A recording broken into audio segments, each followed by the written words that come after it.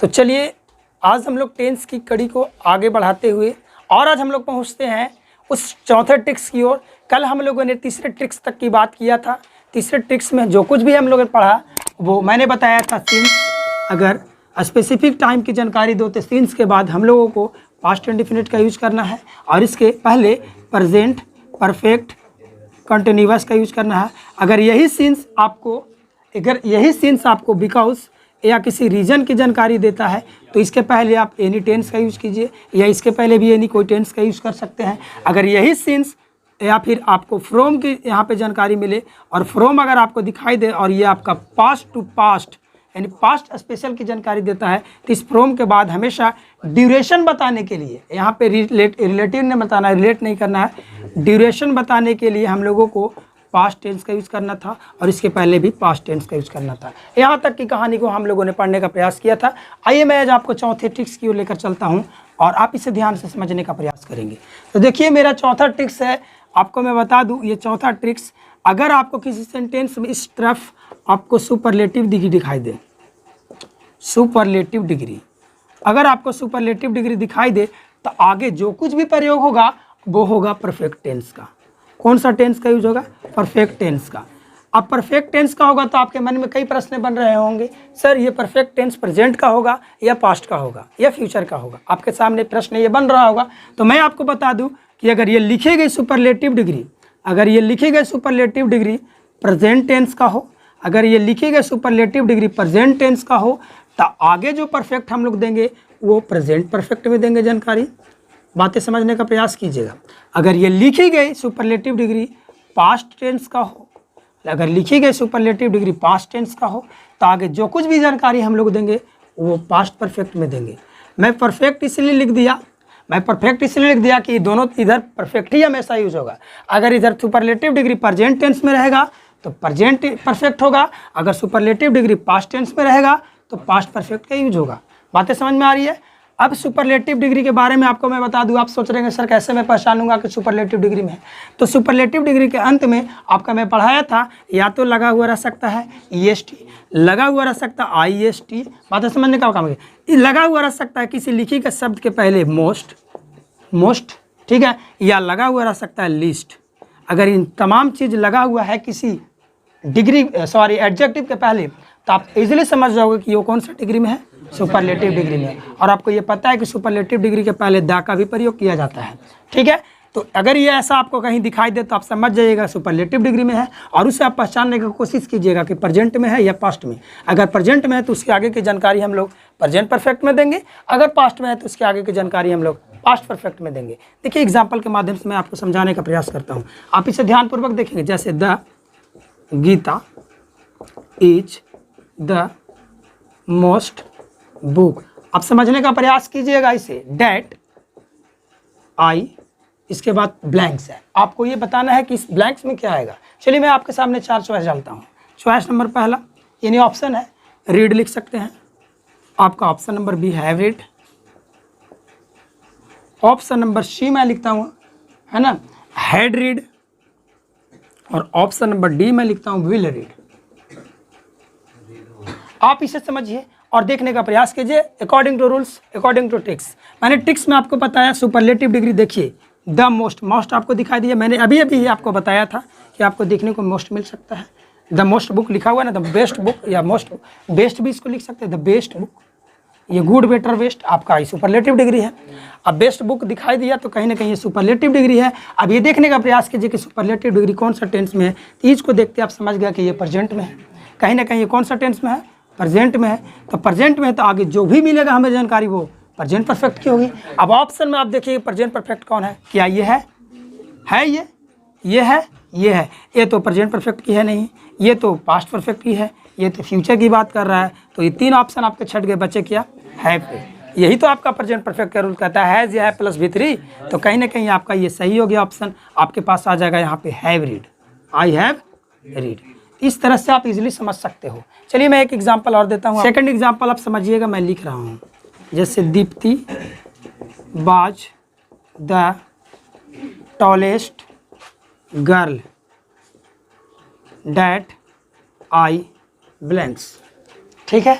आपके सामने choice number 1 सी, choice number B सा, सी में रहेगा हैड सीन, और ऑप्शन नंबर डी में आपका है हैज सीन। आप इस चॉइस के माध्यम से समझिए। तो चलिए मैं आपको बता दूं, ठीक है।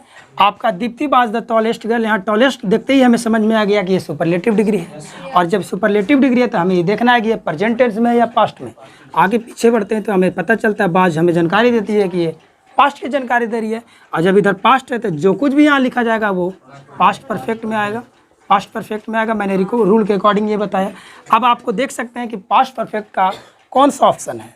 ये तो हो नहीं सकता, ये हो नहीं सकता, ये हो नहीं सकता, ये प्रेजेंट का है ना, तो ये आपका सी इज़ द करेक्ट आंसर। सो कह सकते हैं Deepti was the tallest girl that I had seen. Okay, right your. आपके सामने कुछ एग्जाम्पल दिए गए हैं, आप इसे देखिए। जैसे लिखा हुआ है he wakes up at 5 AM every day. Second लिखा हुआ water freezes at 0 degree Celsius. 2 parallel line never intersect each other. True love never dies and last do or die.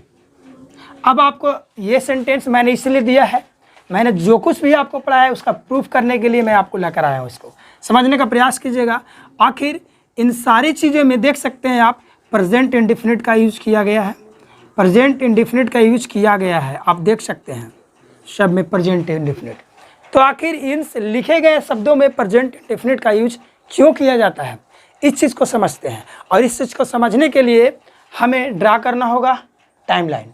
Timeline से ही पता चलेगा कि आखिर इसे हम लोग इंडेफिनिट में क्यों देते हैं और किसी चीज़ में क्यों नहीं। आपको he wakes up at 5 AM every day, इसे देखते ही आपको समझ में आ गया होगा कि कहीं ना कहीं ये हैबिचुअल एक्शन या रूटीन एक्शन की जानकारी दे रहा है। कहीं ना कहीं कि वह सुबह 5 बजे उठता है तो ये हैबिचुअल एक्शन या रूटीन एक्शन की जानकारी दे रहा है। इसीलिए इसमें हम लोगों ने प्रेजेंट इंडेफिनिट का यूज़ किया। इसे देखते आपको तुरंत समझ में आ गया होगा कि ये यूनिवर्सल ट्रूथ है जो कि साइंटिफिक के अंतर्गत आता है। साइंटिफिक, ये साइंटिफिक के अंतर्गत है यूनिवर्सल ट्रूथ, इसीलिए हम लोग इसके साथ प्रेजेंट इंडेफिनिट का यूज़ किया।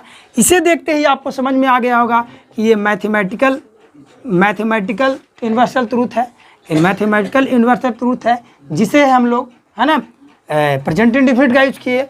और इसे भी देखते के साथ आपको समझ में आ गया होगा कि ये भी यूनिवर्सल ट्रूथ की जानकारी दे रहा है। तो हमको पता था कि यूनिवर्सल ट्रूथ में है ना, प्रोवर्ब्स भी इसको कह सकते हैं हम लोग, ये प्रोवर्ब्स है। यूनिवर्सल ट्रूथ में प्रेजेंट इंडेफिनिट का यूज होता है, और इसे अगर देखा जाए तो ये आपका सेइंग है, कथन है। और इन तमाम चीज़ों के साथ हम लोगों ने सीखा था प्रेजेंट इंडेफिनिट का यूज किया जाता है। तो आखिर प्रेजेंट इंडेफिनिट का यूज क्यों किया जाता है, इस चीज़ को हम लोग एक टाइमलाइन के माध्यम से समझने का प्रयास करते हैं। आइए देखने का प्रयास कीजिए। यहाँ पे मैं एक टाइमलाइन ड्रा करता हूँ, ठीक है। एक मैंने टाइमलाइन ड्रा किया।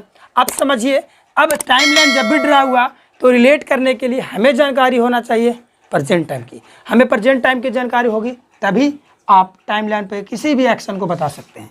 जैसे टाइमलाइन पे मैं अपना प्रेजेंट टाइम अभी ले लिया, प्रेजेंट टाइम अभी ले लिया हम लोग। अब प्रेजेंट टाइम में हम लोग लिए क्या कि अभी हम लोग कितने बजे उठ रहे हैं, 5 बजे। ये 5 बजे उठ रहे हैं और ये 5 बजे अभी उठ रहे हैं। और एवरीडे का मतलब ये हैबिचुअल एक्शन है, यानी कि इसका डेली का काम है। आज से पीछे भी जाएंगे तो हम 5 बजे ही उठते थे, कल भी परसों भी 5 बजे उठते थे, उसके पहले भी 5 बजे उठ रहे हैं, इधर भी 5 बजे उठ रहे हैं, आगे भी जाएंगे तो हम 5 बजे ही उठेंगे, 5 बजे ही उठेंगे, 5 बजे ही उठेंगे। यानी 5 बजे उठ रहे हैं ना, यानी इसमें देख रहे हैं कि इसमें समय का कोई प्रभाव पड़ रहा है। प्रेजेंट टाइम में भी 5 बजे उठ रहे हैं, पास्ट टाइम में भी उठ रहे थे और फ्यूचर में भी 5 बजे उठेंगे। यानी इसमें टाइम का कोई प्रभाव नहीं पड़ रहा है। जैसे पास्ट में, प्रेजेंट में, फ्यूचर में कोई प्रभाव पड़ रहा है, ज्यों का त्यों है, यानी कोई प्रभाव नहीं पड़ रहा है। इसमें बातें समझ में आ रहा है ना, इसमें कोई प्रभाव नहीं दिखाई पड़ रहा है हम लोगों को। इसीलिए इसे हम लोग इंडेफिनिट मान के चलते हैं कि इसको हम लोग निश्चित नहीं कह सकते, ये अनिश्चित है, ये इस पर टाइम का कोई प्रभाव नहीं पड़ता है। आगे देखिए, अभी मैं आपको आगे भी बताता हूँ। जैसे water freezes at 0 degree Celsius, जैसे इसी टाइमलाइन के माध्यम से हम लोग समझते हैं प्रेजेंट टाइम में। अगर प्रेजेंट टाइम में लें तो पानी को अगर अभी हम लोग फ्रीजेज करेंगे, जमाएंगे, तो पानी अभी कितने डिग्री पर जमेगी। आप सबको पता है कि पानी पास्ट टाइम में भी कितने डिग्री पर जमती थी, कि पहले 10 डिग्री पर जमता था, पहले भी 0 डिग्री पर जमती थी और आगे भी 0 डिग्री पर ही जमेगी। यानी इससे भी पता चल रहा है कि इस पर भी समय का कोई प्रभाव नहीं पड़ रहा है, न प्रेजेंट, पास्ट, फ्यूचर किसी समय का प्रभाव पड़ रहा है, नहीं। आगे देखा जाए तो लिखा हुआ 2 parallel line never intersect each other, यानी कि दो गो समांतर रेखाएं कभी एक दूसरे को नहीं काट सकती है। ये अभी वर्तमान समय में भी नहीं काटती है, पास्ट में भी नहीं काटती थी और फ्यूचर में भी नहीं काटेगी, यानी इस पर भी टाइम का कोई इफेक्ट नहीं पड़ रहा है। आगे लिखा हुआ है ट्रू लव नेवर डाइज, सच्चा प्यार कभी मरता नहीं है। ये आज का भी बात है, ये भूतपूर्व की ही बात था और आने वाले समय में भी ऐसा होगा। तो कहीं ना कहीं इस पर भी समय का कोई प्रभाव नहीं पड़ता है। डू और डाई, ये महात्मा गांधी का कथन है, आप सबको पता है, हमें प्रेजेंट टाइम में भी पता है कि ये महात्मा गांधी कहे हैं do or die. Past time वाले लोगों को भी पता था कि ये महात्मा गांधी ही ने कहा है और आने वाले फ्यूचर टाइम में भी ये पता चलेगा कि ये महात्मा गांधी ही कहे हैं, है ना, उनका ही कथन तो है। यानी इस तमाम सेंटेंस में हम देख रहे हैं कि टाइम का कोई प्रभाव नहीं पड़ता है। इसीलिए इस सारे सेंटेंस को हम लोग कहते हैं टाइमलेस स्टेटमेंट। क्या कहते हैं? Timeless statement. इसका कहने का मतलब हुआ कि वैसा स्टेटमेंट, ऐसा वाक्य जिस पर समय का कोई प्रभाव नहीं पड़ता है। और टाइमलेस स्टेटमेंट को दिखाने के लिए हम लोग किसका इस्तेमाल करते हैं? इंडेफिनिट का। किसका इस्तेमाल करते हैं? इसके पहले प्रेजेंट जोड़ दें तो प्रेजेंट इंडेफिनिट का। बातें समझ में आ रही है? अगर इसी तरह की बात और भी आपको दिखाई दे, अगर वो बात से टाइमलाइन के माध्यम से ड्रा करके देखिए, अगर टाइमलाइन से आपको पता चलता है कि ये टाइमलेस स्टेटमेंट है। टाइमलेस स्टेटमेंट कैसे पता करेगा? जब समय का प्रभाव नहीं पड़ेगा। जैसे समय का प्रभाव नहीं पड़ेगा तो आप समझ जाइएगा टाइमलेस स्टेटमेंट है। और टाइमलेस स्टेटमेंट के साथ हम लोग प्रेजेंट इंडेफिनिट का प्रयोग करते हैं। बातें समझ में आ रही है? बातें समझ में आ रही है ना? इस तरह से आप टाइमलेस स्टेटमेंट को समझा। आई होप ये वीडियो आपको पसंद आई होगी। Thank you for watching this video.